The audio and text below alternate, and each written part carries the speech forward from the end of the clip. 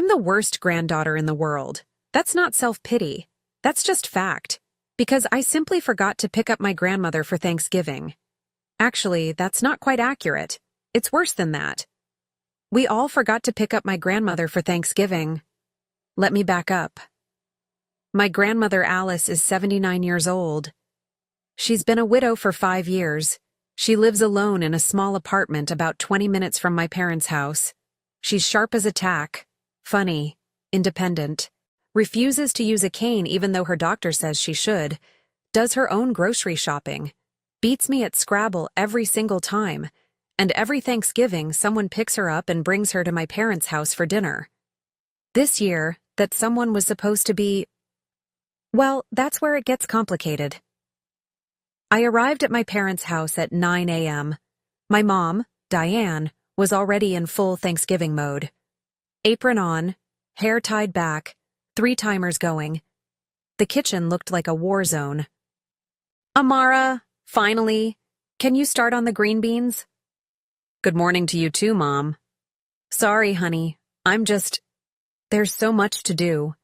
Your father is useless. Kevin isn't here yet, and I still have to make the stuffing and the sweet potatoes and... Mom, breathe. I've got the green beans. I started trimming green beans. My dad, Paul, wandered in wearing a football jersey. Game starts at 1, he announced to no one in particular. Paul, can you at least set the table? I will, later. Game doesn't start for 4 hours. The table takes 10 minutes. Then I have plenty of time. He wandered back to the living room. Mom looked at me. Your father is going to give me a heart attack. He does this every year, Mom. I know. That's why it's going to be a heart attack. Cumulative stress. My brother Kevin arrived around 10 with his wife Nicole and their 2 kids, Liam, 8, and Sophie, 6. The kids immediately made the house 10 times louder. Auntie Mara, Sophie launched herself at me. Hey, Soph, you get taller every time I see you. I'm this big now. She stretched her arms up. Liam was already at the TV with my dad. Grandpa, can we play Xbox? After the game, buddy. But the game is so long. Then you have something to look forward to. Kevin grabbed a beer from the fridge. Traffic was a nightmare. Took us an hour to get here. You live 30 minutes away, I pointed out. Thanksgiving traffic, sis. It's real. Nicole started helping Mom in the kitchen. I was still on green bean duty. The house was chaos. Kids running around, adults yelling over each other, timers beeping, football pre-game on TV. Normal, familiar. Thanksgiving. Around 11, Mom looked up from the turkey. Paul, did you pick up your mother? Dad looked up from the TV. What? Your mother, Alice. Did you pick her up? I thought you were picking her up. I'm cooking. How am I supposed to leave? Well, I'm watching the game. The game doesn't start for 2 hours. Kevin jumped in. I can get her after I finish this beer. You've been drinking, Nicole pointed out. You can't drive. It's 1 beer. Still. Mom looked at me. Amara, can you... I have to finish these green beans, and then I'm doing the mashed potatoes. They can wait. Mom, you literally just gave me these tasks. Someone needs to get Grandma. Everyone looked at each other. I'll go in an hour, Dad said. At halftime. There's no game yet. Mom was getting shrill. Pre-game halftime. That's not a thing. I'll get her, Kevin said. In a few minutes. Let the beer wear off. I can go, I agreed. After I finish helping. It's okay, kids. I'll go before the game starts. Fine, Mom said. But someone please remember. We all nodded, and then went back to what we were doing. Have you ever taken someone for granted because you assumed they'd always be there? Share your thoughts in the comments. And if you want more stories about family, priorities, and second chances, hit that subscribe button and notification bell so you never miss our next story. At 1 p.m., we were setting the table. The turkey was resting. The sides were done. The table looked beautiful. Sophie was arranging napkins. Liam was, reluctantly, putting out silverware. Mom stepped back, surveyed everything, smiled. Perfect. Okay. Everyone wash up. We'll eat in 15 minutes. We started migrating toward the dining room. I was carrying the green bean casserole when it hit me. We were setting 7 places. Mom, Dad, Kevin, Nicole, Liam, Sophie, me, 7. Mom? Yes, honey? Where's Grandma Alice? Silence. Mom froze. What? Grandma, where is she? Mom looked at Dad. Paul, did you pick her up? Dad looked up from his phone. I thought you were sending Amara. I'm right here, I said. And no one sent me. Kevin's face went pale. Oh no. Oh no, what? Nicole demanded. We forgot Grandma. What? Mom's voice cracked. I was supposed to go at halftime. The game is starting just now. Mom grabbed her phone, dialed, put it on speaker. Ring, ring, ring, ring. Voicemail. Alice, it's Diane. Are you there? Pick up. Please pick up. Nothing. She tried again. Same result. Oh my God. Mom's hands were shaking. We forgot her. We forgot her. She's probably just not hearing the phone, Dad said. But he looked worried too. Someone needs to go get her. Right now. I'll go, I said. I'll go right now. I'm coming with you, Kevin said. Nicole grabbed his arm. Stay with the kids. Amara can handle it. I grabbed my keys, my coat. Amara. Mom's voice was small. Tell her I'm sorry. Tell her we're all sorry. I will. I drove to Grandma Alice's apartment in silence. My stomach was in knots. How did we forget her? How did all of us forget her? Because we were busy. Because we assumed someone else would handle it. Because we took it for granted that she'd be there. Because we're terrible. I parked outside her building. A modest 3-story walk-up. She's on the 2nd floor. Apartment 2B. I climbed the stairs, rehearsing apologies in my head. Grandma, I'm so sorry. We got caught up in... No, that's an excuse. Grandma, there's no excuse for... Also bad. Grandma, please don't hate us. Pathetic. I reached her door, raised my hand to knock, and heard it. Music. Loud music. Coming from inside her apartment. I knocked. Hard. The music didn't stop, but I heard voices. Laughter. The door opened. A woman I'd never seen before, maybe 75, wearing a festive sweater. Hello, dear. Are you here for the party? What? The party. Come in, come in. She pulled me inside, and I stepped into chaos. Good chaos. Grandma Alice's small apartment was packed. Maybe 8 or 9 elderly people. Music playing from a portable speaker. Food covering every surface. Pizza boxes, Chinese takeout containers, a bucket of fried chicken, bags of chips. In the middle of it all, Grandma Alice, wearing a purple sequined top I'd never seen before. Hair done, lipstick on, dancing. Actually dancing, with an elderly man in a cardigan. She looked up, saw me, and smiled. Not warmly, coolly. Amara, you made it. I stood there, mouth open. Grandma, what? Oh, where are my manners? She released the man's hands. Everyone, this is my granddaughter Amara.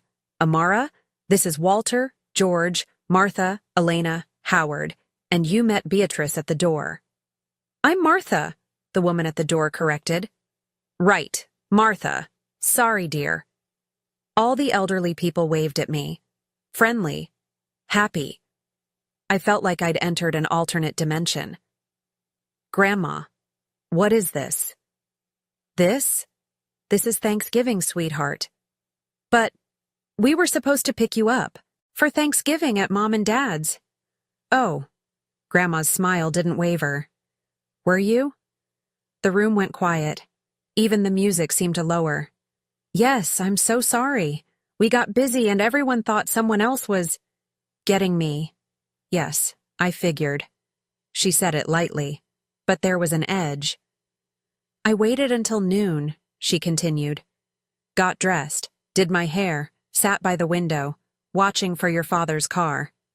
Guilt crashed over me. Grandma. But then I thought, you know what? They're busy. They have their own lives. Why should I sit here feeling sorry for myself? She gestured around the room. So I came down to the lobby, saw all these wonderful people, also alone. And I thought, why don't we have Thanksgiving? We ordered Chinese food, Walter announced proudly, and pizza, and George brought bourbon. Just a little bourbon, George clarified. And we've been having the best time, Grandma Alice said. Haven't we? Best Thanksgiving in years, Beatrice agreed. Better than being with family? I asked quietly. Grandma looked at me, really looked at me. Family is who shows up, Amara. The words hit like a punch. I stood there, not knowing what to say. Martha, the one who'd answered the door, patted my arm. Don't feel too bad, honey. We've all been forgotten by family at some point. It's why we're here, Howard added. Our kids are busy. Grandkids have their own plans. We understand. But we decided not to be sad about it, Elena said. We made our own party today. Alice is the life of the party, Walter grinned. Did you know she can do the Charleston? The Charleston? I looked at Grandma. She shrugged. I was young once. I had moves. She still has moves, Martha insisted. I felt tears stinging my eyes. Grandma, I'm so sorry we messed up, really badly. Yes, you did. You should have remembered, but you didn't. So I adapted. Will you come with me? Please? Everyone's waiting. Mom is devastated. Dad feels terrible. We all do. Grandma crossed her arms. Why should I? Because we're your family. Family that forgot me. Family that's sorry. Family that loves you. Family that is sitting at a table right now with an empty chair and feeling awful about it. Good, Grandma said, not meanly, just matter-of-factly. Maybe they'll remember next time. They will. I will. I promise. She studied me. You can't promise that. I can promise I'll try. Really try. Not just assume someone else will handle it. Silence. Then Walter spoke up. Alice, go with your granddaughter. What? You love them, even though they're idiots. Go. But the party, we'll be here when you get back, Beatrice said. If you want to come back. Or, I said, surprising myself, you could all come. Everyone stared at me. What? Grandma asked.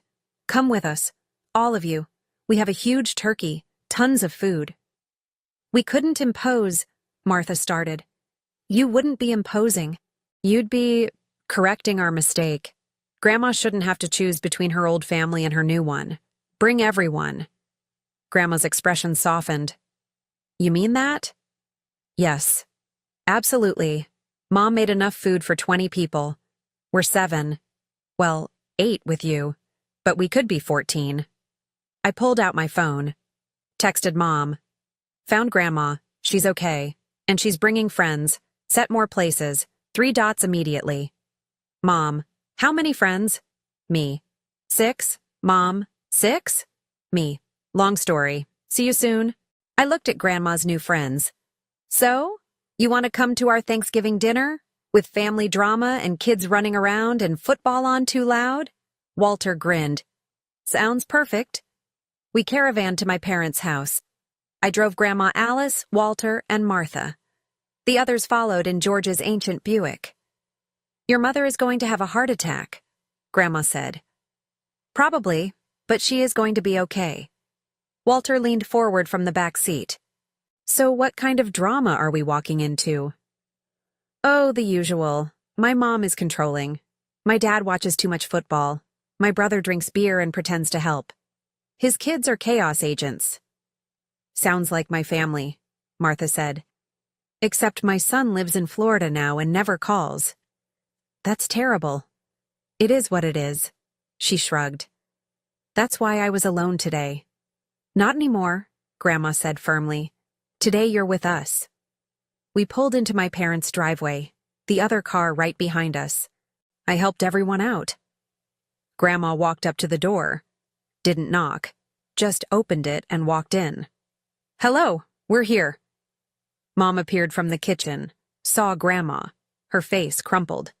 "Alice, I'm so sorry." "Save it, Diane. We'll talk later. Right now, I brought friends." She stepped aside. Walter, Beatrice, George, Martha, Elena, Howard filed in.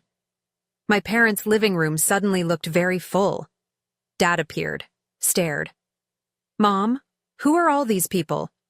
"My new family, Paul, the one that didn't forget me." Dad flinched. Kevin came out of the kitchen. "Whoa, Grandma, and friends?" "Kevin, Nicole, kids." Grandma clapped her hands. "Come meet everyone." Liam and Sophie ran over, shy at first, but Walter crouched down. "You two like magic tricks?" "Yes," they shouted in unison. "Well, watch this." He pulled a quarter from behind Liam's ear. "Found your college fund." The kids squealed with delight. And just like that, the ice broke. We expanded the table, added every chair we could find, set 14 places. The food came out, turkey, sides, everything Mom had spent all day making, plus the Chinese food and pizza that Grandma's friends had ordered. "Is that fried rice?" Dad asked. "Best in the city," Walter said. "Want some?" Sure." We sat down, a weird, wonderful mix of family and strangers. Mom looked around the table, tears in her eyes. "I don't even know where to start." "How about with an apology?" Grandma suggested sweetly. Mom laughed, cried. "I'm so sorry, Alice. We messed up. Badly." "Yes, you did." "It won't happen again." Grandma reached over, squeezed Mom's hand. "I know." Dad cleared his throat. "I think we should go around and say what we're grateful for." "Oh boy," Kevin muttered. "This is going to take forever with 14 people." "Hush," Nicole said. We went around, each person sharing. When it got to Grandma Alice, she looked at all of us. "I'm grateful for second chances, for family that screws up but tries to fix it, and for new friends who showed me that I'm never truly alone." She looked at her friends. "Thank you for today. You saved me." "You saved us too, Alice," Martha said. "We would have been alone." "Well, now none of us are alone." We ate. We talked. We laughed. Walter told terrible jokes. Martha taught the kids a dance. George shared stories from World War II. Beatrice showed Mom a Tai Chi move that was supposed to help with stress. My family and Grandma's found family blended seamlessly. At one point, I sat next to Grandma on the couch. "I really am sorry," I said quietly. "I know, sweetheart." "I don't have an excuse. I got caught up in my own stuff and forgot what mattered." "We all do that sometimes. The important thing is recognizing it." "I'm going to do better. I'm going to visit you more. Really visit. Not just, I'll come by soon, visit." She patted my hand. "I'd like that. And I want to meet these friends of yours properly. They're wonderful." "They are, aren't they? We look out for each other." 1 year later, Thanksgiving morning, 9 a.m. I'm at Grandma Alice's apartment building. So is my entire family. Mom, Dad, Kevin, Nicole, Liam, Sophie. We go down to the community room, decorating, setting up tables, because this year, we're starting Thanksgiving here, with Grandma Alice and all her friends from the building, plus a few more who've joined since last year. 23 people total. "Amara, where do these flowers go?" Mom asks. "Anywhere. Make it festive." Liam and Sophie are helping Martha hang streamers. Walter is teaching Dad a card trick. Beatrice is showing Nicole some cooking technique. Grandma Alice is directing, laughing, thriving. She catches my eye, winks. Last year, we forgot her. This year, we're starting with her, the way it should have been all along. Later, we'll go to Mom and Dad's house, have a late dinner, continue the celebration. But first, we're here. making sure no one gets forgotten. As I watch my family and Grandma's friends laughing together, I realize something. We didn't just forget Grandma last year. We forgot what Thanksgiving is actually about. It's not about perfect turkey or spotless tables or watching football. It's about showing up for the people who matter and making sure they know they're not forgotten. Amara, Grandma calls. Come take a picture with me. I walk over, put my arm around her. We smile, and this time, she's not waiting by the window for someone to remember her. She's surrounded by people who will never forget. What did you think about Grandma Alice and her neighbors creating their own Thanksgiving instead of waiting to be remembered? Let us know in the comments. If this story about family, priorities, and second chances moved you, please hit that like button and subscribe for more stories about what really matters, finding community, and the moments that change everything. Don't forget to click the notification bell so you never miss our next story. Thanks for watching, and we see you in the next one.